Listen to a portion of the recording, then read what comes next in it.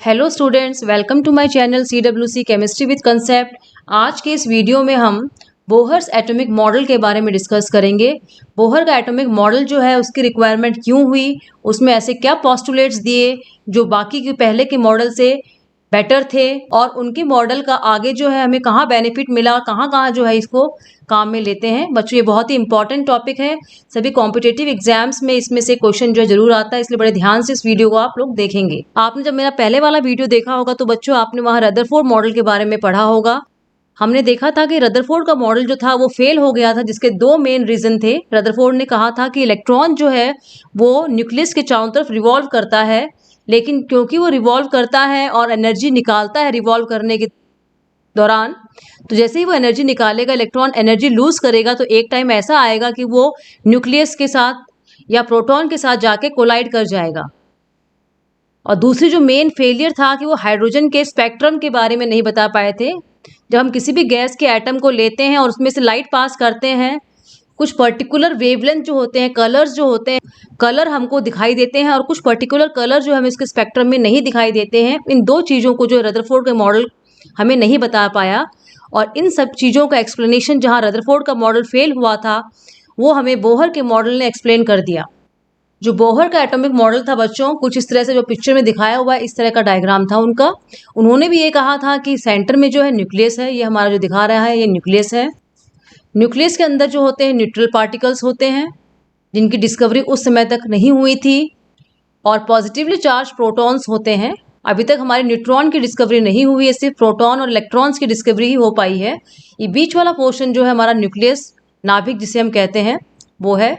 और इलेक्ट्रॉन्स जो हैं वो इसके चारों तरफ घूमते हैं। इतना तो हमें रदरफोर्ड ने भी बता दिया था, लेकिन बोहर ने कहा था कि इलेक्ट्रॉन जो है वो एक फिक्स ऑर्बिटल में घूमते हैं। जिस सर्कुलर ऑर्बिटल में, कक्षक में ये घूमते हैं, वो उनका फिक्स होता है। ये हमारे इलेक्ट्रॉन हैं जो बाहर रिवॉल्व कर रहे हैं इसके चारों तरफ। हमने देखा था बच्चों कि प्रोटॉन जो होते हैं वो पॉजिटिवली चार्ज होते हैं, इलेक्ट्रॉन्स जो होते हैं वो हमारे नेगेटिवली चार्ज होते हैं। प्रोटॉन पे पॉजिटिव धनावेश होता है, इलेक्ट्रॉन पे ऋणावेश होता है, और न्यूट्रॉन जो होते हैं हमारे न्यूट्रल होते हैं। इसकी डिस्कवरी अभी तक हमें नहीं हुई थी। जो आज हमें न्यूट्रॉन के बारे में नॉलेज है बोहर के मॉडल के टाइम में और रदरफोर्ड के मॉडल के टाइम में, उतनी नॉलेज न्यूट्रॉन की नहीं थी, क्योंकि इस पार्टिकल की डिस्कवरी जो है उस समय हुई ही नहीं थी। न्यूट्रॉन हमारे उदासीन होते हैं। ये तीन पार्टिकल्स जिनके बारे में हम आज जानते हैं, उनमें से सिर्फ दो पार्टिकल्स जो हैं बोहर के मॉडल के टाइम पर हमें पता था, एक इलेक्ट्रॉन के बारे में, एक प्रोटॉन के बारे में। बच्चों, आगे आने वाली स्लाइड्स में हम बोहर के एटॉमिक मॉडल के पोस्टुलेट्स, कौन कौन सी अवधारणाएं थी जिस पे वो बेस था, उसके बारे में पढ़ेंगे। पहला जो उन्होंने अवधारणा दी थी, पोस्टुलेट दिया था कि atom has a centre called nucleus. अभी मैंने आपको पिछली स्लाइड में बताया है कि एटम जो होता है उसके सेंटर में एक न्यूक्लियस होता है। हमने रदरफोर्ड के मॉडल में भी देखा था कि न्यूक्लियस जो है वो थोड़ा भारी होता है as compare to atom. Size जो होती है न्यूक्लियस की वो छोटी होती है एज कम्पेयर टू पूरा एटम। तो परमाणु के केंद्र में एक नाभिक होता है, और इलेक्ट्रॉन जो है सेकंड पोस्टुलेट के हिसाब से उस नाभिक के चारों तरफ जो है फिक्स्ड, निश्चित जो है कक्षक में ही घूमते हैं। इनके कक्षक निश्चित हैं, बिल्कुल उसी प्रकार से जिस प्रकार से क्लास में बच्चों का स्थान निश्चित होता है, या जिस प्रकार से क्लास में बेंच या टेबल लगी होती है, उनके बीच में जिस प्रकार से गैप होता है कि बच्चों को उसी बेंच पे बैठना है, उसके बाद में थोड़ी दूर पे दूसरी बेंच लगी होती है जिसमें बच्चे बैठते हैं, उनके बीच में जो जगह खाली होती है, उस तरह से ही एटम के अंदर, परमाणु के अंदर ऑर्बिट्स होते हैं जिसके अंदर इलेक्ट्रॉन हमारे घूमते हैं। रदरफोर्ड और बोहर के मॉडल में इलेक्ट्रॉन के मूवमेंट में एक डिफरेंस था। रदरफोर्ड ने कहा था कि इलेक्ट्रॉन जो है वो भी सर्कुलर गोल कक्षकों में घूमते हैं, लेकिन उन्होंने फिक्स्ड, निश्चित शब्द का इस्तेमाल नहीं किया था जो बोहर ने अपने एटॉमिक मॉडल में किया था। तो ये डिफरेंस था बच्चों बोहर एटॉमिक मॉडल में, रदरफोर्ड एटॉमिक मॉडल में, कि ऑर्बिटल्स जो हैं दोनों ने ही बता दिए थे, लेकिन रदरफोर्ड जो है ये बताने में सफल नहीं हो पाए थे कि ऑर्बिटल्स जो है वो फिक्स हैं, जबकि बोहर ने इलेक्ट्रॉन्स को, उनके मूवमेंट को एक फिक्स्ड ऑर्बिटल में, निश्चित कक्षक में बताया था। इस डायग्राम में आप देख सकते हैं कि यहाँ पे इलेक्ट्रॉन्स दिखाए हुए हैं। पहले वाले ऑर्बिटल में 2 इलेक्ट्रॉन दिखाए हुए हैं, दूसरे वाले में फिर 2 इलेक्ट्रॉन दिखाए हुए हैं, और तीसरे वाले में 2 इलेक्ट्रॉन हमारे दिखाए हुए हैं। बोहर ने एक चीज और कही थी कि जब इलेक्ट्रॉन रिवॉल्व करते हैं फिक्स ऑर्बिटल में फिक्स एनर्जी के साथ में, तो वहां उनकी वेलोसिटी भी फिक्स होती है। तो हम यहाँ कह सकते हैं एंड फिक्स्ड वेलोसिटी, उनकी जो वेग होता है वो भी निश्चित होता है। कुछ पर्टिकुलर ऑर्बिटल्स हैं जहाँ पे इलेक्ट्रॉन मूव करते हैं। न्यूक्लियस एक पर्टिकुलर डिस्टेंस पे ही इलेक्ट्रॉन हमें पाए जाते हैं। न्यूक्लियस से हर डिस्टेंस में हमें इलेक्ट्रॉन नहीं दिखाई देंगे। फिक्स ऑर्बिटल है, फिक्स एनर्जी है, उसकी फिक्स वेलोसिटी है। इलेक्ट्रॉन जिस स्पीड से वो ऑर्बिटल में घूम रहा है, कक्षक में घूम रहा है, वो भी हमारी फिक्स होगी। अब जैसे डायग्राम में मैंने अभी भी आपको बताया था कि इलेक्ट्रॉन जो है गोल गोल इन कक्षकों में घूम रहे हैं, लेकिन यहाँ बीच में कोई इलेक्ट्रॉन नहीं है, यहाँ भी बीच में कोई इलेक्ट्रॉन नहीं है। तो इसका मतलब जिस कक्षक में इलेक्ट्रॉन घूम रहे हैं वो फिक्स है, निश्चित है कि इनको कहाँ घूमना है, कौन से ऑर्बिटल में घूमना है। तो कुछ पर्टिकुलर ऑर्बिटल्स ही अलाउड होते हैं जहाँ इलेक्ट्रॉन पाए जाते हैं, जबकि रदरफोर्ड के हिसाब से इलेक्ट्रॉन जिस ऑर्बिटल में घूम रहे हैं उसका कोई भी रेडियस हो सकता है, लेकिन फिक्स नहीं था। रदरफोर्ड के हिसाब से फिक्स शब्द को इस्तेमाल करके बोहर ने अपने एटॉमिक मॉडल को और मॉडिफाई कर दिया। बच्चों नेक्स्ट स्लाइड में हम आगे के पोस्टुलेट देखेंगे। इनके थर्ड जो पोस्टुलेट इन्होंने दिया था कि इलेक्ट्रॉन जिस ऑर्बिटल में रिवॉल्व करते हैं, जिस कक्षक में घूमते हैं, उनमें इलेक्ट्रॉन का कोणीय संवेग जो होता है उसका मान h/2 का जो है इंटीग्रल मल्टीपल होता है, पूर्णांक गुणांक होता है। ये होता क्या है पूर्णांक गुणांक, वो देखिए। जैसे मान लीजिए मैंने आपको एटम का स्ट्रक्चर दिखाया हुआ है, बीच में ये न्यूक्लियस है जहाँ प्रोटॉन प्रेजेंट है, ये पहला कक्षक है, ये दूसरा कक्षक है, ये तीसरा है जिसमें इलेक्ट्रॉन हमारा घूम रहा है। अब जब इलेक्ट्रॉन इसमें घूमेगा तो हमने देखा था कि ऑर्बिटल भी फिक्स है, इसकी एनर्जी भी फिक्स है हमारी, तो इसका वेलोसिटी भी हमारी फिक्स है। जिस वेग से इस इलेक्ट्रॉन को यहाँ इस ऑर्बिटल में घूमना है, उसकी एनर्जी, वेलोसिटी और ऑर्बिटल तीनों चीज़ें हमारी फिक्स होती हैं। तो जो कक्षक दिए होते हैं 1, 2, 3, ये 3 कक्षक हैं जिनको हम K, L और M से भी डिनोट करते हैं। फर्स्ट वाले को हम K बोलते हैं, सेकेंड वाले को हम L बोलते हैं, थर्ड वाले को हम M बोलते हैं।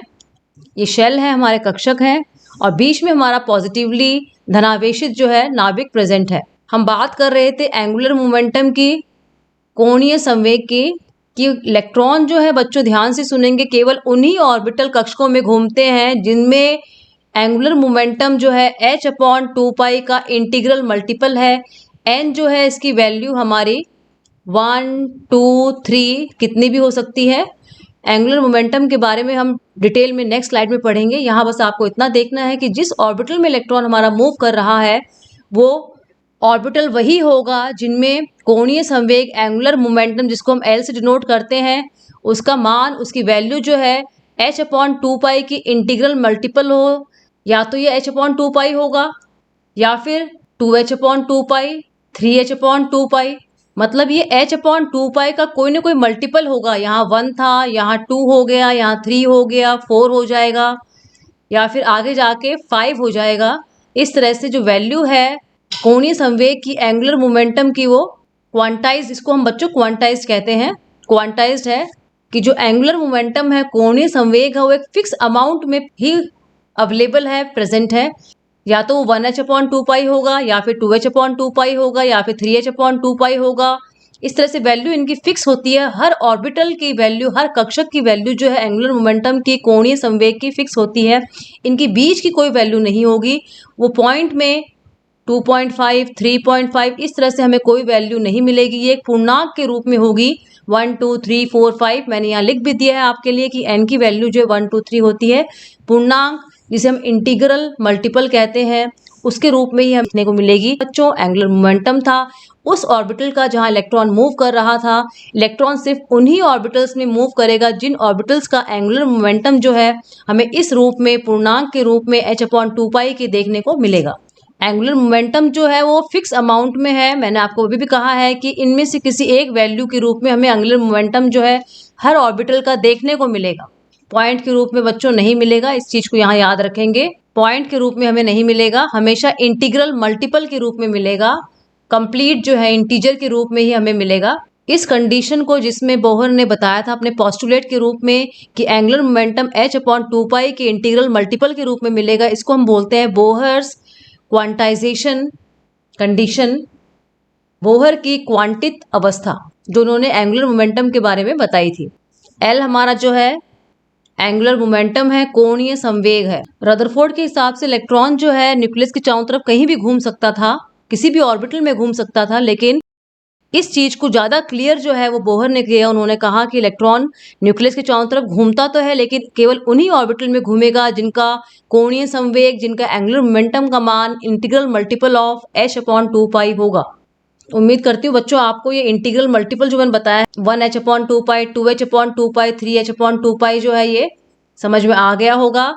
n जो है मैंने भी आपको इस डायग्राम में बताया था, n की वैल्यू जो है हमारी n = 1, n = 2, n = 3 की वैल्यू मैंने आपको पहले ही लिख दी है। अगर n का मान 1 है तो इसको हम k बोलेंगे, n का मान 2 है तो इसको हम l बोलेंगे, 3 है तो इसको m बोलेंगे। अगर एग्जाम में क्वेश्चन आता है आपको कि एंगुलर मोमेंटम बताना है इलेक्ट्रॉन का, l का मान निकालना है थर्ड ऑर्बिटल के लिए, थर्ड ऑर्बिटल का मतलब है n का मान कितना हो जाएगा बच्चों, n = 3 हो जाएगा। तो इस फॉर्मूले में जो मैंने लिखा था l = nh/2, इसमें हम n की जगह जो है 3 पुट कर देंगे क्योंकि थर्ड ऑर्बिटल तीसरा कक्षक दिया हुआ है, और हमारा मान निकल आएगा कि जिस थर्ड ऑर्बिटल या कक्षक में इलेक्ट्रॉन प्रेजेंट है उसका एंगुलर मोमेंटम कितना होगा। यहाँ पे n की जगह 3 पुट करने से हमारी वैल्यू बच्चों आ जाएगी। तो l का मान हम किसी भी कक्षक के लिए, किसी भी ऑर्बिटल के लिए आराम से निकाल सकते हैं। तो जिस भी ऑर्बिटल की बात करेंगे, जिस भी कक्षक की बात करेंगे, उसकी वैल्यू n की जगह पुट करते ही हमारा उस ऑर्बिटल का एंगुलर मोमेंटम, कोणीय संवेग निकल आएगा। तो हम कह सकते हैं n जो है वो एक शेल नंबर, कक्षक का नंबर जो है डिनोट कर रहा है।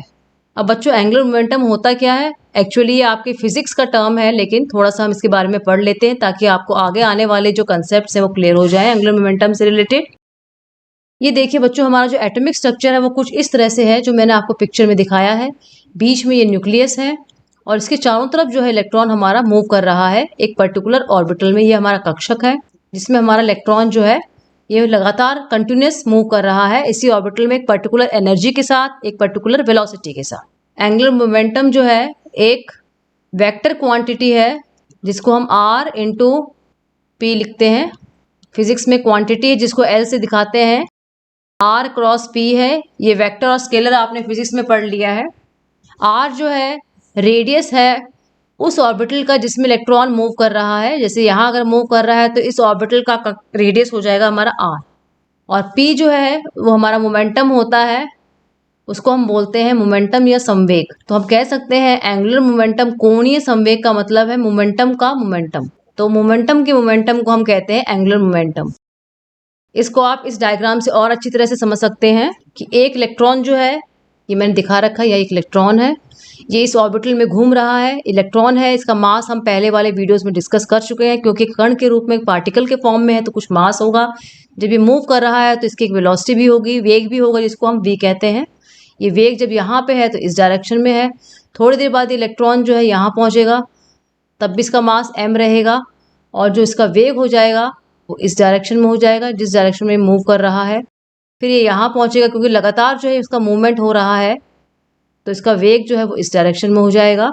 इस तरह से इलेक्ट्रॉन जो है मूव करता रहता है एक ऑर्बिटल में, और उसका डायरेक्शन चेंज होने के साथ साथ जो है उसका वेलोसिटी, वेग की दिशा भी, वेलोसिटी की दिशा भी बदल जाती है। और इस ऑर्बिटल जिसमें इलेक्ट्रॉन घूम रहा है इसका हम रेडियस r मानते हैं। हमने लिखा है r × p, मोमेंटम हमने लिखा है r × p। r रेडियस है उस ऑर्बिटल का, उस कक्षक का जहाँ पे इलेक्ट्रॉन मूव कर रहा है, और मोमेंटम संवेग है। संवेग का सूत्र सबको पता है। संवेग को हम लिख सकते हैं मास, भार या द्रव्यमान × वेलोसिटी, वेग। तो मोमेंटम हमारा हो जाएगा बच्चों mv/r।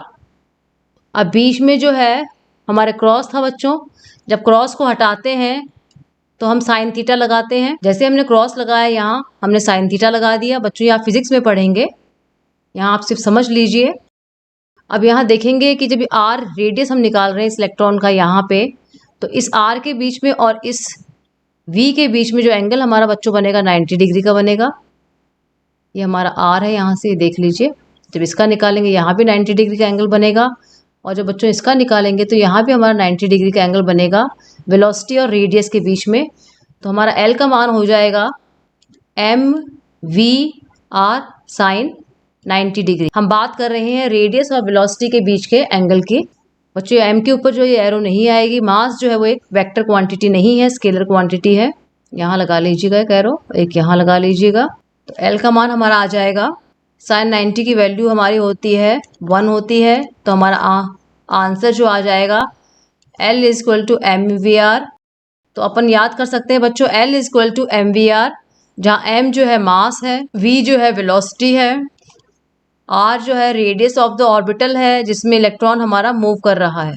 तो हमें याद जो करनी है बच्चों formula angular momentum is equal to mvr याद करना है। मास द्रव्यमान या भार, वेलोसिटी हमारा हो जाएगा वेग, और रेडियस त्रिज्या हो जाएगी उस कक्षक की जिसमें इलेक्ट्रॉन हमारा मूव कर रहा है। एक बार दोबारा देख लेते हैं बच्चों। हमने देखा था कि जो इलेक्ट्रॉन है वो ऑर्बिटल में घूम रहा है न्यूक्लियस के चारों तरफ।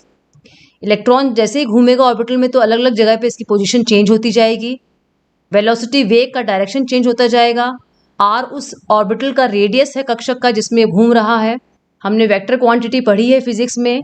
एंगुलर मोमेंटम जो है इसकी दिशा होती है इसलिए इसको वेक्टर क्वांटिटी कहते हैं। रेडियस और ये मोमेंटम जो है इसका गुणा करने पर हमें एंगुलर मोमेंटम मिलता है। मोमेंटम को संवेग कहते हैं। मोमेंटम जो है उसको हम m इंटू वी लिख सकते हैं, जिसमें m मास है, v वेलोसिटी है। मास जो है स्केलर क्वांटिटी है इसलिए इसके ऊपर एरो नहीं लगाया है मैंने। यहाँ बीच में क्रॉस के निशान है। जब दो वेक्टर क्वांटिटी के बीच में क्रॉस होता है तो हम साइन थीटा लिखते हैं। हमारा mvr साइन थीटा हो जाएगा। यहाँ पर रेडियस और जो वेलोसिटी है जिस वेग से इलेक्ट्रॉन घूम रहा है ऑर्बिटल में उसके बीच में एंगल 90 डिग्री है। साइन 90 की वैल्यू 1 होती है। तो हमारे एंगुलर मोमेंटम जो है उसकी वैल्यू mvr निकल आती है बोहर्स मॉडल के लिए। पीछे वाले स्लाइड में जो आपने फॉर्मूला देखा था बच्चों वो हमारा फॉर्मूला था L is equal to N H upon 2 पाई। याद है आपको बच्चों एंगुलर मोमेंटम जो था वो इंटीग्रल मल्टीपल था NH अपॉन 2 पाई। अब L की जगह हम हमारी वैल्यू लिख सकते हैं जो हमने यहाँ निकाली है, इसको आप इक्वेशन नंबर 1 कह सकते हैं। इस वैल्यू को आप यहाँ पुट करेंगे तो हमारा आ जाएगा MVR is equal to NH upon 2 पाई। इसको हम बोहर्स क्वांटाइजेशन कंडीशन भी कहते हैं, बोहर की क्वांटित अवस्था। MVR is equal to NH upon 2 पाई। H हमारा होता है प्लैंक कांस्टेंट जो मैक्स प्लैंक ने बताया था। M जो है मास हो गया, V जो है वेलोसिटी हो गई, R रेडियस हो गया ऑर्बिटल का, N जो है शेल का नंबर 1 2 3 KLM जो बताया था। क्योंकि ये मैक्स प्लैंक ने दिया था इसलिए प्लैंक कांस्टेंट के नाम से जानते हैं मैच को। और जिसकी वैल्यू जो होती है बच्चों 6.636 इंटू 10⁻⁻34 जूल सेकेंड होता है। तो इन्होंने ये कंडीशन लगा दी थी कि इलेक्ट्रॉन हर ऑर्बिटल में रिवॉल्व नहीं करेगा, ये सिर्फ उन्हीं ऑर्बिटल में रिवॉल्व करेगा जहां एंगुलर मोमेंटम MVR की वैल्यू जो है हमारी NH अपॉन 2 पाई होगी, या फिर जो क्वांटाइज्ड हमारे ऑर्बिटल होंगे इलेक्ट्रॉन वही मूव करेगा। ये हमारे बोहर की बहुत ही इंपॉर्टेंट कंडीशन थी इलेक्ट्रॉन के ऑर्बिटल में मूव करने के लिए। बच्चों अगली स्लाइड में हम बोहर का फोर्थ पोस्टुलेट देखेंगे कि इन्होंने एटॉमिक मॉडल के बारे में और क्या कहा था। फोर्थ पोस्टुलेट में बच्चों इन्होंने कहा था कि जब इलेक्ट्रॉन अपने ऑर्बिटल में घूम रहा है तो क्योंकि इलेक्ट्रॉन एक चार्ज पार्टिकल है, आवेश है, इस पे माइनस का नेगेटिव का है, और बीच में हमारा जो प्रोटॉन प्रेजेंट है न्यूक्लियस के अंदर उस पर पॉजिटिव चार्ज है। नेगेटिव चार्ज और पॉजिटिव चार्ज के बीच में एक तरह का फोर्स बल होता है जिसे हम बोलते हैं इलेक्ट्रोस्टैटिक बल, क्योंकि दोनों ही चार्ज पार्टिकल हैं, दोनों के ऊपर चार्ज है। तो और इलेक्ट्रॉन जो है न्यूक्लियस के चारों तरफ गोल गोल अपने ऑर्बिट में घूम रहा है, तो दोनों के बीच में अपोजिट चार्ज होने के कारण एक फोर्स एक्ट करेगा जिसको हम इलेक्ट्रोस्टैटिक फोर्स कहते हैं। और यही इलेक्ट्रोस्टैटिक फोर्स जो होता है बच्चों इस इलेक्ट्रॉन को गोल गोल जो है इस एटम में न्यूक्लियस के चारों तरफ ऑर्बिटल में घूमने में हेल्प करता है। यही इलेक्ट्रोस्टैटिक फोर्स जो है वो सेंट्रीपिटल फोर्स की तरह काम करता है इलेक्ट्रॉन को एटम में अपने पर्टिकुलर ऑर्बिटल में घुमाने के लिए। जैसे एक पत्थर के हम रस्सी बांध गोल गोल घुमाते हैं तो हमेशा गोल गोल घूमता रहता है। कोई भी गोल घूमने वाली चीज होती है उसके अंदर एक प्रकार का बल होता है जिसका डायरेक्शन जो है सेंटर की तरफ होता है। जो बल गोल गोल घूमने में हेल्प करता है उसका डायरेक्शन दिशा जो है सेंटर की तरफ होती है, और इसको हम सेंट्रीपिटल फोर्स कहते हैं, अभिकेंद्र बल कहते हैं हिंदी में। और यही सेंट्रीपिटल फोर्स इलेक्ट्रॉन को न्यूक्लियस के चारों तरफ गोल गोल घूमने में हेल्प करता है। ये सेंट्रीपिटल फोर्स कहाँ से आया मैंने आपको बता दिया, क्योंकि इलेक्ट्रॉन और प्रोटॉन दोनों चार्ज पार्टिकल हैं तो उनके बीच में इलेक्ट्रोस्टैटिक फोर्स होता है। यही इलेक्ट्रोस्टैटिक फोर्स जो है सेंट्रीपिटल फोर्स में कन्वर्ट होकर इलेक्ट्रॉन को गोल गोल घूमने में हेल्प करता है। जैसे हमारी अर्थ जो है वो सोलर सिस्टम में सौरमंडल में सन के चारों तरफ गोल गोल घूमती है। अर्थ और सन के बीच में ग्रेविटेशनल गुरुत्वाकर्षण बल होता है और वही गुरुत्वाकर्षण बल जो है अर्थ को सेंट्रीपिटल अभिकेंद्र बल देता है गोल गोल सन के चारों तरफ घूमने के लिए। तो हम सौर मंडल के ग्रेविटेशनल फोर्स की कंपैरिजन जो इलेक्ट्रोस्टैटिक फोर्स से कर सकते हैं, जो प्रोटॉन और इलेक्ट्रॉन के बीच में है और जिसके कारण जो है सेंट्रीपिटल फोर्स यहाँ डेवलप होता है जो इलेक्ट्रॉन को गोल गोल मूव करने में हेल्प करता है बच्चों। तो आपको उम्मीद करती हूँ समझ में आ गया कि इलेक्ट्रोस्टैटिक फोर्स जो था किस तरह से सेंट्रीपिटल फोर्स में कन्वर्ट हुआ जो उसको गोल गोल घुमाएगा और इलेक्ट्रॉन हमेशा अपने पर्टिकुलर ऑर्बिटल में गोल गोल जो है इसी फोर्स के कारण घूमता रहेगा। तो हम कह सकते हैं एफ इलेक्ट्रोस्टैटिक जो है वो एफ सेंट्रीपिटल फोर्स हमें देगा गोल गोल घूमने के लिए, इलेक्ट्रॉन को गोल गोल जो एटम के अंदर घुमाने के लिए। हमने फिजिक्स में पढ़ा है कि अगर दो चार्ज हैं Q1 और Q2 और उनके बीच में डिस्टेंस अगर r है, हम यहाँ पे Q1 की कंपैरिजन जो है इलेक्ट्रॉन से कर सकते हैं, इलेक्ट्रॉन भी चार्ज पार्टिकल है। Q2 जो है उसकी कंपैरिजन हम प्रोटॉन से कर सकते हैं जो न्यूक्लियस में प्रेजेंट है, ये भी चार्ज पार्टिकल, और इनके बीच में जो डिस्टेंस है r उसकी कंपैरिजन जो हम उस ऑर्बिटल की त्रिज्या रेडियस से कर सकते हैं जिसमें इलेक्ट्रॉन हमारा घूम रहा है। अगर इस तरह का केस होता है, दो चार्ज पार्टिकल हैं जिनके बीच में डिस्टेंस r है, दो चार्ज पार्टिकल के बीच के फोर्स को हम लिख सकते हैं बच्चों F = 1/4 पाई। ये आपको बच्चों फिजिक्स में देखने को मिलेगा ये टर्म, ये एप्सिलॉन नॉट है। ऊपर हमारे दोनों चार्ज आ जाएंगे Q1 Q2 और नीचे जो है रेडियस त्रिज्या उसका स्क्वायर आ जाएगा। ये वाला टर्म जो है बच्चों हमारा कांस्टेंट हो जाएगा, Q1 हमारा फर्स्ट चार्ज हो जाएगा, Q2 सेकंड चार्ज हो जाएगा और दोनों के बीच का डिस्टेंस जो है वो r हो जाएगा। अगर दोनों चार्ज अलग अलग होंगे तो फोर्स हमारा अट्रैक्शन का होगा, आकर्षण बल होगा। अगर दोनों चार्ज सेम है तो हमारा प्रतिकर्षण रिपल्शन वाला फोर्स होगा। चार्ज अलग अलग हैं तो अट्रैक्टिव फोर्स आकर्षण बल, चार्ज सेम है तो रिपल्शन प्रतिकर्षण बल इनके बीच में हमें देखने को मिलेगा। हमने पीछे वाली स्लाइड में देखा था कि जो इलेक्ट्रॉन यहाँ मूव कर रहा है बच्चों, अगर इसके मास को हम m मानते हैं, जिस स्पीड से जिस वेलोसिटी से ये घूम रहा है उसको अगर हम v मानते हैं और जिस रेडियस में ये घूम रहा है उसको r मानते हैं, तो सेंटर की तरफ जो फोर्स लगता है उसको मैंने अभी आपको सेंट्रीपिटल फोर्स बताया है। सेंट्रीपिटल फोर्स को हम लिख सकते हैं इस पार्टिकल के लिए जिसका मास m है और वेलोसिटी v है और रेडियस जिसका r है उसको हम लिख सकते हैं Fc सेंट्रीपिटल के लिए आएगा शब्द हमारा mv²/r। ये दो इंपॉर्टेंट जो है हमारे फॉर्मूलेज आ गए हैं बच्चों बोहर के फोर्थ पोस्टुलेट से। इनको हम यूज करके कुछ कैलकुलेशंस करेंगे जो आप मेरे आगे आने वाले वीडियोस में देखेंगे। इस वीडियो में हम कैलकुलेशंस जो है नहीं करेंगे।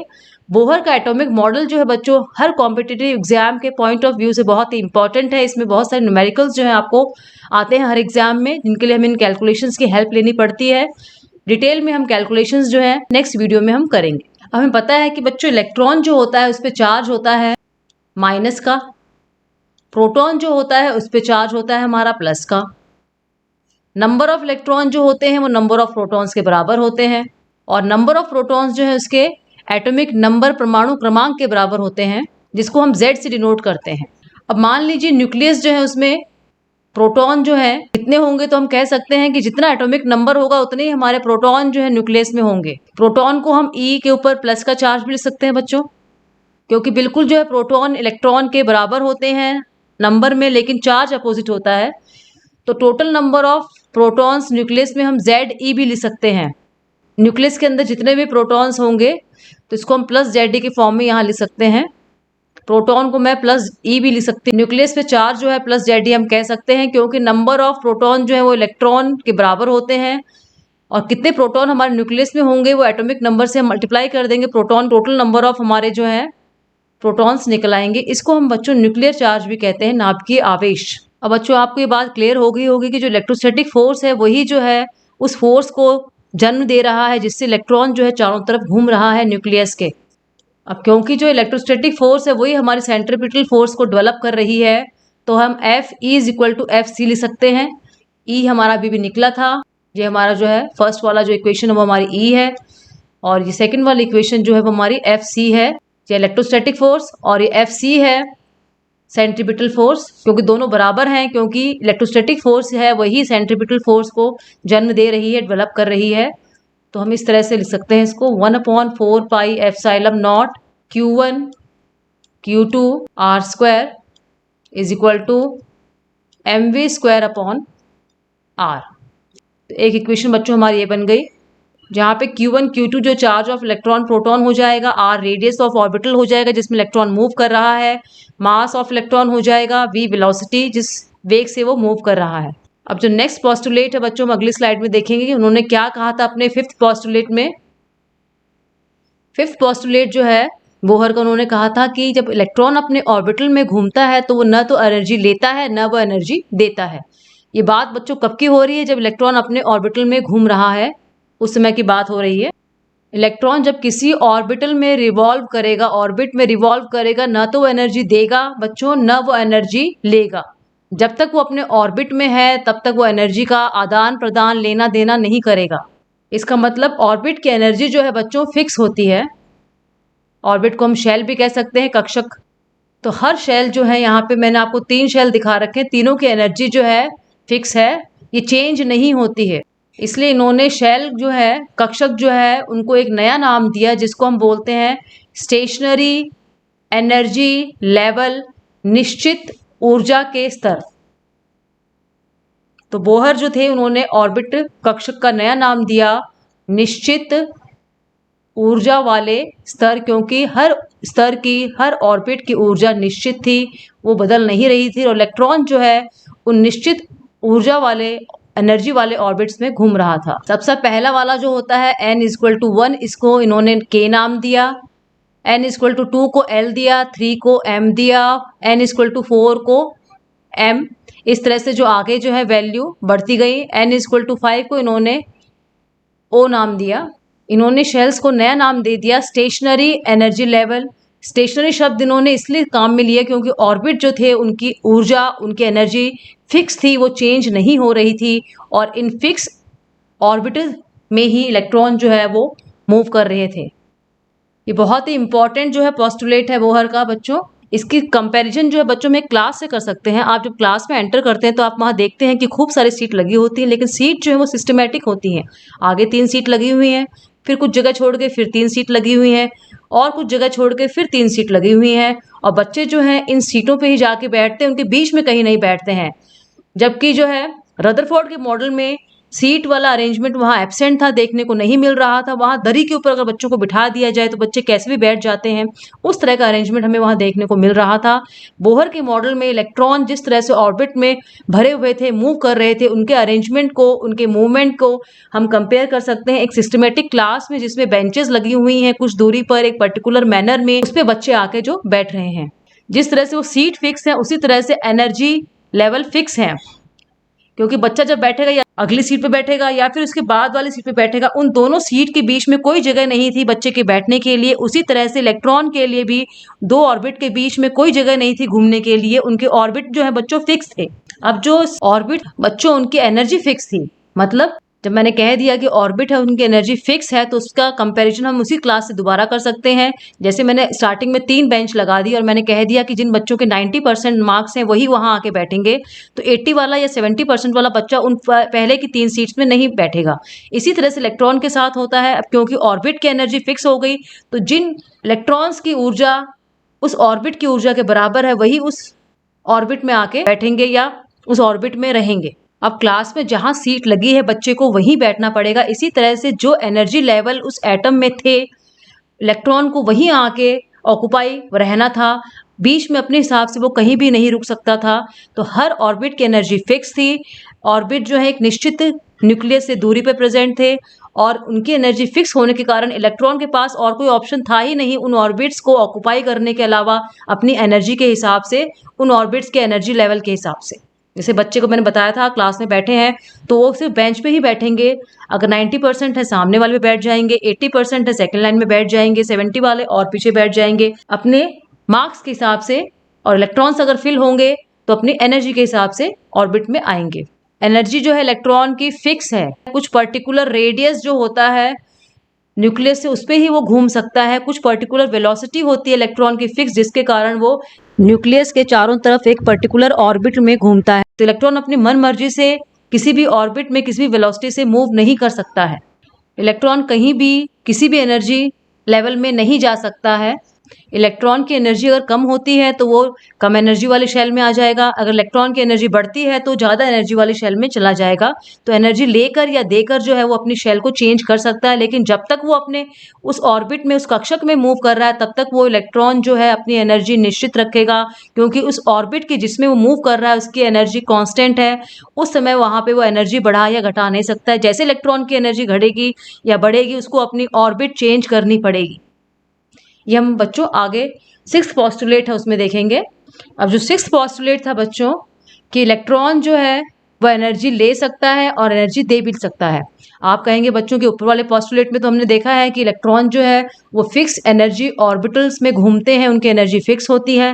तो सिक्स्थ पोस्टुलेट और फिफ्थ पोस्टुलेट में थोड़ा सा डिफरेंस है। जब तक इलेक्ट्रॉन अपने ऑर्बिट में है उसकी एनर्जी फिक्स रहेगी, लेकिन जैसे ही वो एनर्जी, मैंने पहले भी आपको बताया, लेगा या देगा, जैसे ही एनर्जी लेगा देगा, ये वाला प्रोसेस होगा, इलेक्ट्रॉन को अपना शेल चेंज करना पड़ेगा। इलेक्ट्रॉन एनर्जी लेता है, उसकी एनर्जी बढ़ती है तो वो हायर ऑर्बिटल में, हायर एनर्जी लेवल में चला जाएगा, उच्च ऊर्जा स्तर में चला जाएगा। अगर इलेक्ट्रॉन एनर्जी देता है, उसकी एनर्जी कम होती है तो वो नीचे के ऊर्जा स्तर में चला जाएगा। जैसे मान लीजिए कोई सेकंड ऑर्बिटल में इलेक्ट्रॉन मूव कर रहा है, उसने एनर्जी दे दी तो वो फर्स्ट में चला जाएगा। और सेकंड ऑर्बिटल में कोई इलेक्ट्रॉन मूव कर रहा है और उसने एनर्जी ले ली, कितनी एनर्जी लेगा वो डिसाइड करेगा कि वो थर्ड में जाएगा, फोर्थ में जाएगा या फिफ्थ में जाएगा। ये बच्चों हम आगे आने वाली स्लाइड्स में डिटेल में पढ़ेंगे। अगर इलेक्ट्रॉन जो है एनर्जी लेता है, जैसे यहाँ दिखा रखा है मैंने डायग्राम में, यहाँ इलेक्ट्रॉन इस वाले फर्स्ट वाले शेल में प्रेजेंट है, इसने एनर्जी ले ली, कितनी एनर्जी लेगा, वो या तो सेकंड में चला जाएगा, और ज़्यादा लेगा तो वो थर्ड में चला जाएगा। और मान लीजिए कोई इलेक्ट्रॉन यहाँ प्रेजेंट है थर्ड वाले में, वो एनर्जी अगर देता है, कितनी एनर्जी देगा उसके हिसाब से वो सेकंड वाले में और फर्स्ट वाले में चला जाएगा। जब एनर्जी लेता है, एब्जॉर्ब करता है, तो हायर एनर्जी लेवल में, उच्च ऊर्जा स्तरों में जाता है इलेक्ट्रॉन, और एनर्जी देता है, रिलीज करता है, तो लोअर एनर्जी लेवल, निम्न ऊर्जा स्तरों में इलेक्ट्रॉन चला जाता है।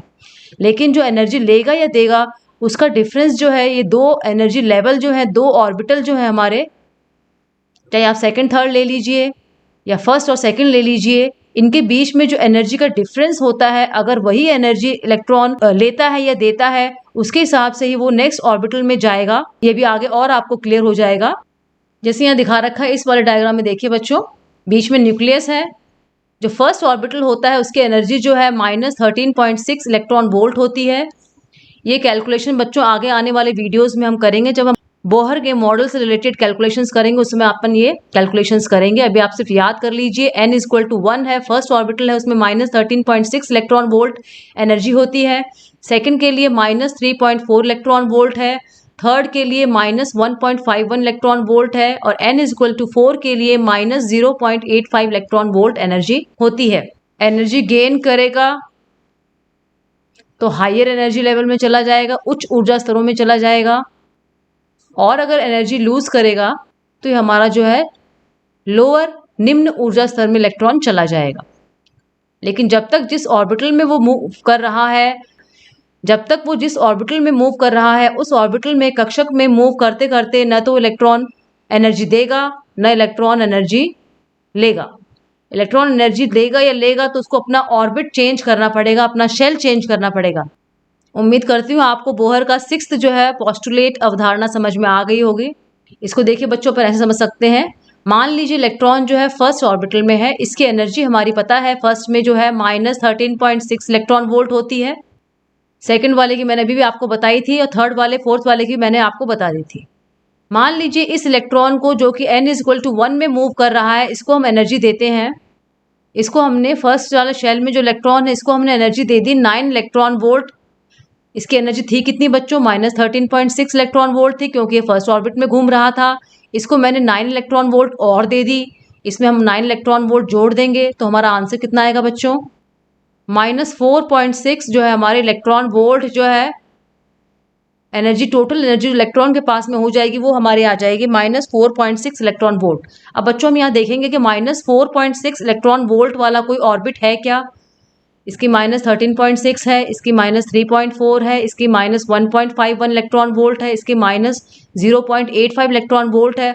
अब क्योंकि टोटल एनर्जी इलेक्ट्रॉन के पास में -4.6 इलेक्ट्रॉन वोल्ट होगी, और इस एनर्जी का कोई भी ऑर्बिट नहीं है तो इलेक्ट्रॉन ये 9 वोल्ट वाली एनर्जी नहीं लेगा। इलेक्ट्रॉन वही एनर्जी लेगा या वही एनर्जी देगा जिससे वो ऐसे नेक्स्ट वाले ऑर्बिट में चले जाए जिनकी एनर्जीज यहाँ लिखी हुई हैं। अगर प्लस लेने पे या देने पे जो एनर्जीज होती हैं ऑर्बिट की वो नहीं ले पाता है, वो नहीं बन पाती है, तो ये उस एनर्जी को नहीं लेता है।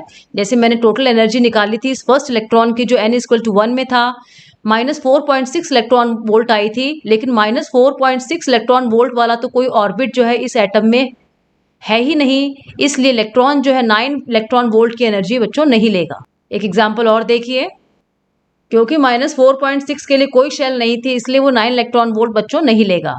दोबारा हम इसकी कंपैरिजन जो है बच्चों क्लास से कर सकते हैं। क्लास में वही चेयर्स पड़ी हुई हैं, मैंने बताया था फर्स्ट रो जो है उसमें 90% वाले बच्चों को बिठाया है, सेकंड में 80 वाले को बिठाया है और थर्ड में जो है 70% वालों को हमने बिठाया है। मान लीजिए कोई बच्चा जो 85% लेके आता है, तो क्योंकि 85% की कोई चेयर हमने क्लास में डिसाइड कर ही नहीं रखी है तो उस बच्चे को वहाँ बिठाना बहुत मुश्किल हो जाएगा। वही बात इलेक्ट्रॉन के साथ है, क्योंकि -4.6 इलेक्ट्रॉन वोल्ट की ऊर्जा वाला कोई भी ऑर्बिट नहीं है तो इलेक्ट्रॉन इस 9 इलेक्ट्रॉन वोल्ट की एनर्जी को नहीं लेगा।